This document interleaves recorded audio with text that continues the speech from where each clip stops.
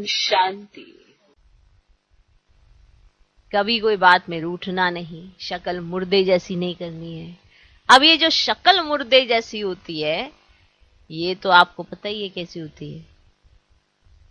किसी ने आपको रोका टोका तो आप बस नाराज हो जाते हो, इसने कैसे मेरी बात ऐसे कर दी, बस मुर्दे जैसी शक्ल हो जाती है।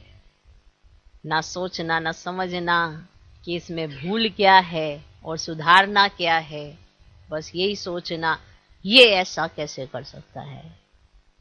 तो रूसने की एक बहुत गंदी आदत होती है, ये बहुत भी गंदी आदत है, ये रूसना रूठना, और फिर शक्ल मुर्दे जैसी हो जाती है।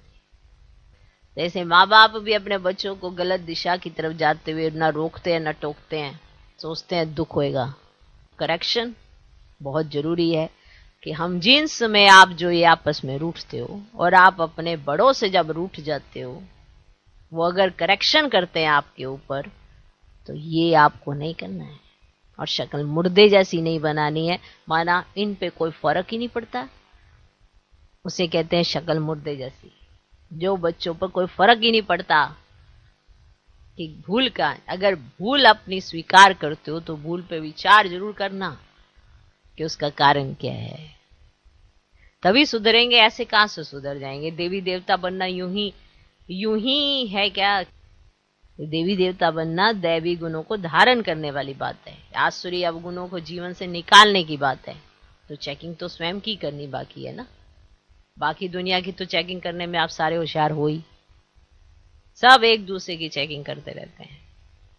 कोई है जो अपनी चेकिंग करके अपने को लायक बनाए और जो अपना चार्ट हमेशा सच्चा और साफ रखे कि ऐसा ऐसा सीन हुआ। अगर ऐसे ऐसे करता है ना कोई, तो बचा हुआ रहता है, हमेशा सेफ रहता है, क्योंकि उसको समझ मिलती जाती है कदम कदम पर। जैसे बाबा कहते हैं, जो देवता बनने वाले बच्चों को विशेष किन बातों का ध्यान रखना है। कभी कोई बात में रूठना नहीं, क्योंकि उनके सामने बातें बहुत आती हैं तो वो रूठ जाते हैं। एक आदत सी पड़ी होती है घड़ी घड़ी रूठने की। तो शक्ल मुर्दे जैसी नहीं करनी है, किसी को भी दुख नहीं देना है। अब ये दुख देने का क्या मतलब होता है कि आप जब दैवी गुणों को छोड़कर व्यवहार करते हैं तो ही सामने वाले को दुख होता है, और अगर आप दैवी गुणों के साथ व्यवहार करते हैं तो दुख नहीं होता है, और श्रीमत के आधार पर व्यवहार करते हैं तो दुख नहीं होता है।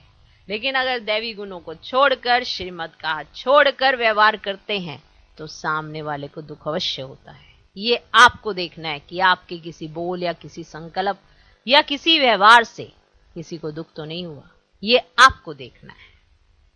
देवता बनना है तो मुख से सदैव फूल निकले। अगर कांटे व पत्थर निकालते हैं तो पत्थर के पत्थर ठहरे। गुण बहुत अच्छे धारण करने हैं, यहां ही सर्वगुण संपन्न बनना है। सजा खाएंगे तो फिर पद अच्छा नहीं मिलेगा। सतयुग में राजधानी है, कौन कहां कौन कहां कौन कहां क्या बनेगा, इसका आधार सिर्फ संगम पर यहां का पुरुषार्थ है। पर आप कैसा पुरुषार्थ कर रहे हो ये आप अपने आप को अच्छे से जानते हो। आपका व्यवहार, आपका संबंध संपर्क, आपकी मनसा वाचा कर्मना कैसी है ये आप अच्छे से जानते हो।